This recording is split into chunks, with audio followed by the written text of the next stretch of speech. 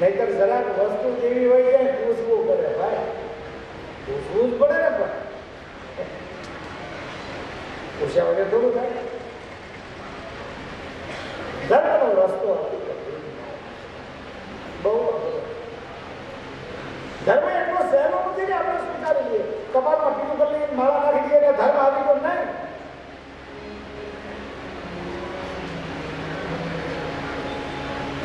માર્ગ સે સુરા પુરાનો, આ કેવો માર્ગ છે? માર્ગ સે સુરા પુરાનો, હમ કાયર કરના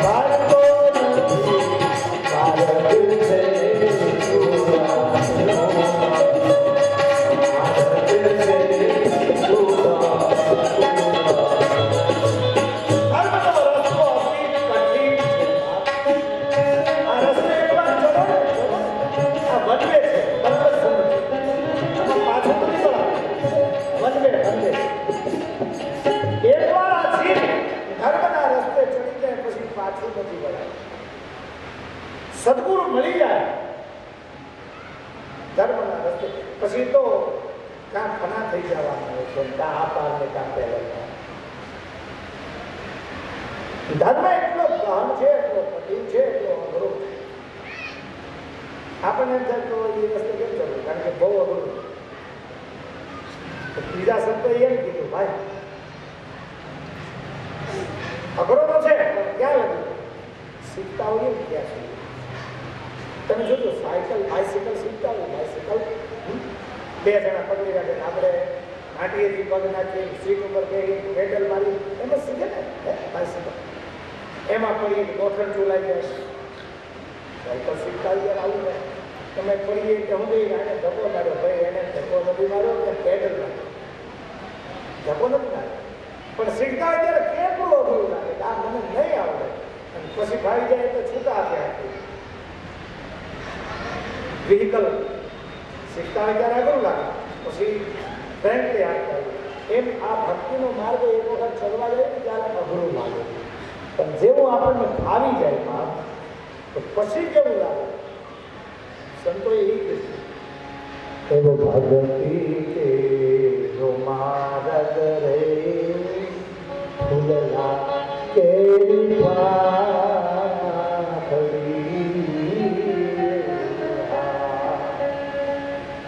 સુગે સ્વાદ ગણેરો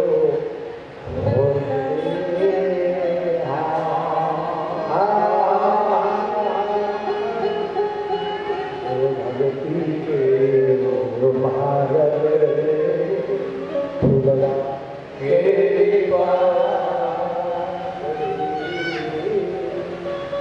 એને એમ કીધું કે ભક્તિનો માર્ગ તો ફૂલ કરી પાંખડી કોટ માથે નાખે એટલે હેલો. બોલે એમ કીધું કે મારો સુનીનો શીખતા હોય એને અઘરું લાગે, આવડી ગયા પછી એકવાર આ રસ્તે ચડી જાય એને પછી ઘરવાળી વેચવી પડે, છોકરો વેચવો પડે, અઘરું નથી કરતું. છોકરાને ખાલી દેતા અચકાઈ નાખ પણ ધર્મના રસ્તે પણ તમે વિચાર તો કરો બિલખાના પાદરમાં સગા સાહેબ એમ લીધો કે સાધુ જમાડ્યા વગર આઠ એની છે 8 વરસાદ ખાધો 8 દિના ઉપવાસ સગા સાહેબ સંગાવતી અને 8 દિવસે પોતે સમાચાર આપ્યા કે ફાધર પીપળા એક સાધુ છે વાળોતરને રૂપિયા લઈ આવો વાળોતરે કીધું બાપુ હાલો અમારા શેઠ જમવાનું બોલું તારા શેઠને જમાડવો તો એને કેમ ને લેવા આવે હું ક્યાં હાલે મને તેડી જાય બે માણસ આવે જો મને રક્તપીતનો રોગ લેપ્રેસી જે દિવસે આ દુનિયામાં દવા નથી લેપ્રેસીની દવા પહેલાં નહોતી આપી એ તો હવે કંટ્રોલ થઈ ગયું લેપ્રેસી રક્તપીત એટલે આંગળીઓ ફરી જાય કરું બસ નીકળવા માટે દુર્ગંધ નીકળે શેપી રોગ અડે તો આપણને કોઈ અડતું નહીં યાર બધા ધક્કા મારતા અને તેથી પરંપરાળા બાવાએ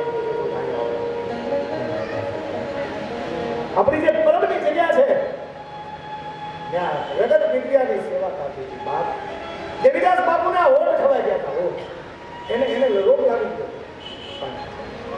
અમરમાં અને દેવીદાસ બાપુ નાટે મેળો ન હોય જેનું કાંઈ લેના દેના ન હોય એવા રગત વિદ્યાના દેશનો સાધુ હાંચવતો હતો સાધુ પદ્મશ્રીને એવોર્ડ એને અપાય બાપ એને ત્યાં ગવર્મેન્ટને ક્યાં કોઈ એવા સારા વિચાર આ દેશનો સાધુ જેથી લેપ્રસીની કોઈ દવા નહોતી માને થાય કે દીકરા દરિયામાં નાખી દે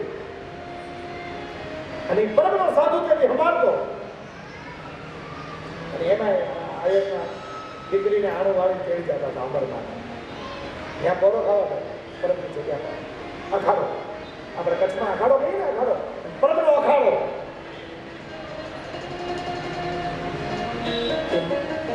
અમરની હાહુ માળા કરવા નિયમ મુજબ બેઠા ને અમરને કીધું બેટા પેલા અખાડામાં જ આપી બાવાએ અભડાવી દીધો રોગિયાને રાજા છે રોગીનો અખાડો કરી નાખ્યો તું ધ્યાન જ આપી બેટા તો માળા આ માનવ મનની ખાસિયત છે એને તમે ના પાડો ત્યાં પેલું છે ના પાડીને મનોવિજ્ઞાનનો આદ્ય પિતા શ્રીમંત ફ્રોઈડ ઇંગ્લેન્ડમાં થયા એને નિયમ એને સૂત્ર આપ્યું છે કે માનવ મનની ખાસિયત છે એને ના પાડો ત્યાં પહેલું છે એટલે અમરમાં પહેલા જ ગયા અખાડે ફોરની વાયરમાંથી જોયું તો રગતીના એક ડોશીના હાથ દેવીદાસ બાપુ જોતા હતા લીમડાના માં જો હાથ બેટા મને બહુ પડે છે તું હાથ જોડે માં તમને સારું થઈ ગયું એ દેવીદાસ બાપુની સેવા જોઈ અને યંગ લગ્ન કરીને આણુવાળી જાગૃતિ અમરમાને કુદરતી ખેંચાણ થયું અંદરથી કેમ કોઈ ખેંચતું હોય ધીરે ધીરે ધીરે ચાપો ખોલીને અખાડાની અંદર દાખલ થઈ ગઈ અમર યંગ દીકરી યુવા ઘરેણે ભરેલી દેવીદાસ બાપુને ખબર નથી ધીરે ધીરે ધીરે ધીરે એમાં દેવીદાસ બાપુએ માને એમ કીધું માં હું બાજુના ગામમાંથી રોટલા માગી આવું ખાવે ને તમે ધ્યાન રાખો સામેના ઝૂંપડામાં એક દેવી પૂજકની દીકરી છે એ કાંઈ રોવે તો તમે અહીંથી બોલાવજો હો માં હું આગળ ભૂયો આ દેશનો સાધુ ભીખ માગીને આને ખવડાવો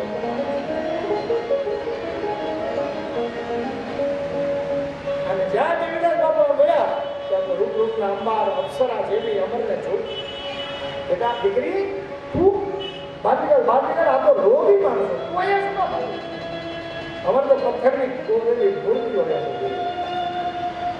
બેટા હે દીકરી તને કહું માર બેટા એ આ દેશની દીકરી એમ બોલી બાપુ હા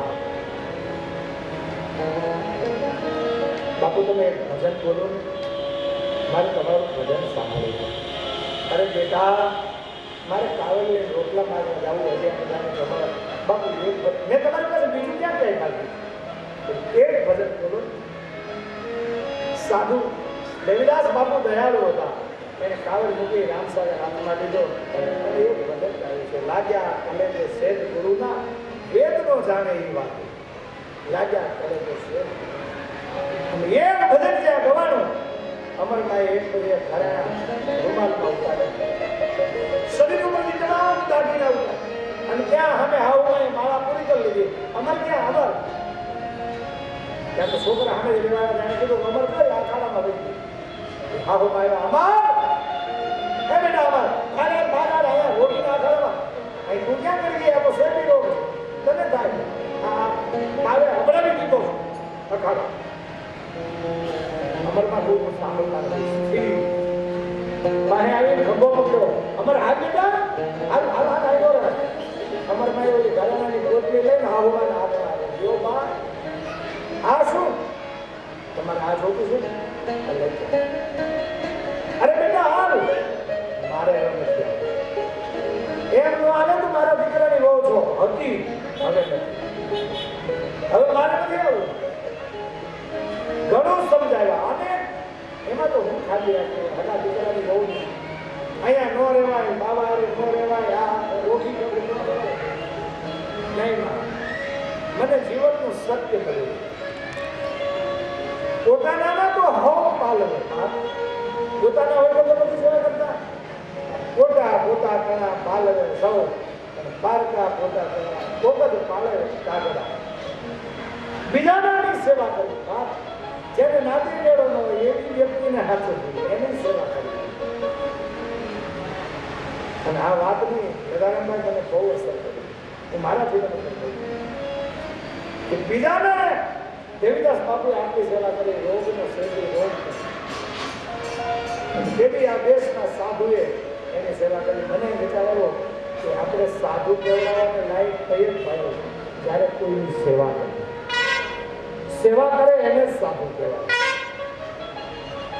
બીજા પાસેથી બધી સેવા લીધા કરવાની, તો ધોરડા કરવાની, પૂજા કરવાની. સાધુતા તો એ છે બીજાની સેવા કરે. અને એ વિચાર ઉપરથી માનવ મંદિરનું નિર્માણ કરે. જેનું કોઈ ન હોય, જેને જગત ધક્કો મારી દે ને એને આશ્રમમાં રાખે. દેવીદાસ બાપુનું રૂવાડું ન થવાય આપણાથી, એનું રૂવાડું ન થઈ શકે. પણ કઈ તો વસ્તુ કરીએ સાધુ કેવડાવીએ છીએ, સાધુ કેવડાવીએ છીએ એટલે સેવા કરવી. પછી તો અમરમાં ત્યાં રોકાના વાર્તા બહુ મોટી છે. દેવીદાસ બાપુ જોડી લઈ જાય. દેવીદાસ બાપુ બહુ જાય બેટા તારે લાયકા છે ત્યાં નથી, તું અહીંયા રહેમાં તને મુશ્કેલી પડશે. તારો સંસાર તારું જીવન બાકી છે, તું સંસાર ભોગવે તો નહીં બાપુ. અમર એક ને બે નહીં, હું તો મારે તમારી યારે સેવા કરવી. તમે મારા ગુરુ છે, બહુ આગ્રહ કરો, બહુ માની ગયા. સેવાદાર બાપુ દેવીદાસ બાપુ વિચાર કર્યો કે ઠીક હરીશા ભગવાન આમાં મારા હરિની મરજી હશે. બેટા સંભાળ આશ્રમ હું કાવડ લઈ જઈ આવું. અમરભાઈને પાછા લઈ જવા માટે અનેક પ્રયત્નો થયા. આહિર કોમ ઘણા તારા થઈ ગયા, શ્રામ દામ દંડ ભેદ લીધી અપનાવી ગયું, પણ અમર માની એકનું બે ન થયું. અને એક દિવસ ઘટના એ ઘટી કે દેવીદાસ બાપુ કાગળ લઈને બપોરે પાછા ન આવ્યા. અહીંયા બધા રોટી ખાવું ખાવું કરતા. અમરભાઈને ચિંતા થઈ, બાપુ કેમ ના આવે, બાપુ કેમ ના આવે? તો રોંધો થવાય બધા રોટી બધા કે હજુ ભૂખ લાગી, બાપુ કેમ ના આવ્યા? અમર નહીં ચિંતા થઈ. બોલે હું તપાસ કરી આવું. બાજુના ગામમાં ગયા, પૂછું બાપુ અહીંયા આવ્યા હતા? બોલે આજ નથી આવ્યા. વળી આવીને બીજા ગામમાં ત્યાં તો મારા મેર બેહવાની તૈયારીમાં બી આ થવાનું કામ કર્યું. સાંજ પડવા આવી, ત્રીજા ગામમાં ગયા અમરભાઈ. અમરભાઈએ પૂછ્યું કે દેવીદાસ બાપુ આવ્યા? બોલે હા. ક્યાં છે? એ માવો શોખમાં પીયો. હે દોડતા ગયા ત્યાં તો સાધુ દેવીદાસની લાશ પડી ગઈ. લાકડીની ગોધરાથી બોલેલી પાસે મારેલા હોય. અને મારનારાઓને એમ કહ્યું કે આ બાવો મરી ગયો છે એટલે એનો શબ કરતું મૂકીને ભાગી ગયા. અમરમાં આવીને રોવાનું ગયા. બાપુ હે બાપુ, બાપુ હોકારો દીધું? કોણ હોકારો દીધા? આજુબાજુ માણસો જોતા હતા, એને હાથ કર્યો, ભાઈ મને બાપુ લેવડાવો ને મારા આશ્રમે લઈ જવા. એ માણસોએ ધડોધડ દરવાજા બંધ કરી દીધા. કોઈ મદદ નથી કરવાની. તું તો હવે પરગે બધા શ્રીફળ વધેરવા છે. અટાણે તેથી કોઈ શરીર ઉમડાવા નહોતું આવતું બાપ. એ અમરબાઈએ કાખમાં હાથ નાખી ગુરુજીના શરીરને ખભે લીધું. પાછળ પગ ભેળગાતા આવે એ ધીરે ધીરે એ હાથની જો પરમની જગ્યાનો પગ અને જ્યાં દેવીદાસ બાપુને ખાટલે નાખ્યા લાશ એ ઓલા રોગી હતા ને બધાને ખાવાનું ભૂલાઈ ગયું. બાપુને શું થયું? બાપુ ખાવાનું ભૂલાઈ ગયું. અમરબાને એમ કહેવા લાગ્યા માં અમને ભૂખ નથી લાગી. ઉપાધિ ન કરતી, ભૂખ નથી લાગી. અંધારું થઈ ગયું, રાત પડી. રોગી બધા હોઈ ગયા. અમરબા એકલા જાગે છે. ગુરુની લાશ છે એવું નક્કી હતું. હવે ક્યાં જાવ? ગોરી પાસે. મારો સદગુરુ તો વિદાય લઈ ગયો. અને ગુરુની વિદાય કોને મેળાવે બાપ? એ રાતના 12 વાગ્યા એ અમરબાએ ખાટલા ઉપર પડેલા દેવીદાસ બાપુના પગ ઉપર માથું મૂકીને રાત કાઢી જોયા. પછી તો મુજાનેલા રાત મોકળો મુકાઈ ગયો. ટાણી ટાણી રોયા. 4 વાગ્યા સુધી રોયા.